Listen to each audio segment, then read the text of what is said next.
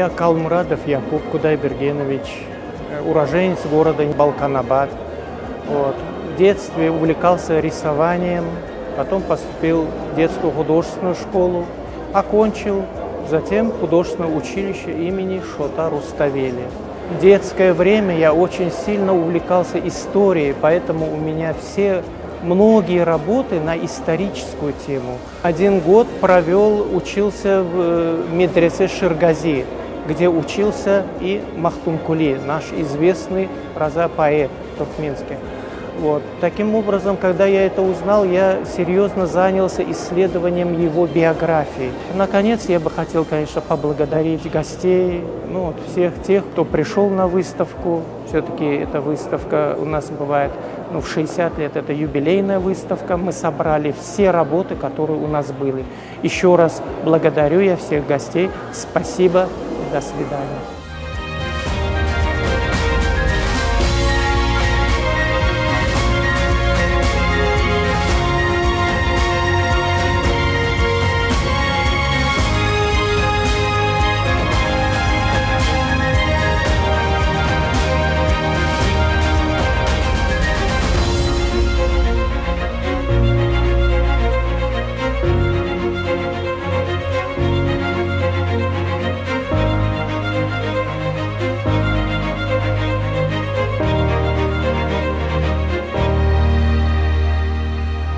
Aşgabat şäherimizdäki 5 Nuraly adamlaky Çağaral Seferçilik Mekdebiniň şuň okuwçylarynyň eserlerine seyredýär şuýerde.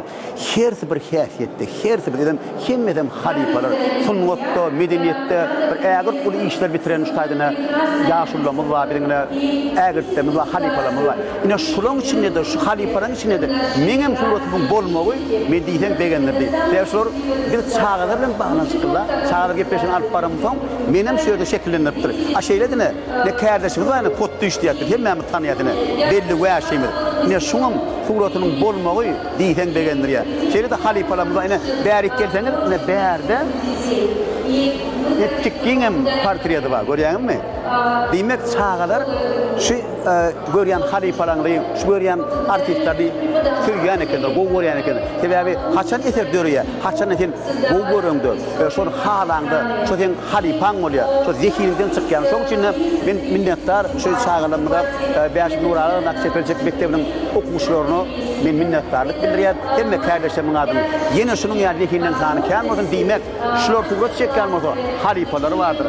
Halipaň halipasy bar. Diýmek biziň neslimiz dowam edýär, zehirimiz kämilleşýär. Şoň üçin şunyň ýaly purdoktor bilen baş edýän Türkmen halkynyň milli lider gahryman arkadaşym, akgazal gahryman serdamly sawatyn aýdýar. Ölmeden janlar, sawatyn bilen başlar aman bolsun. Çağaçlarymda da sunnatda diňe üstünlük ardy edýär.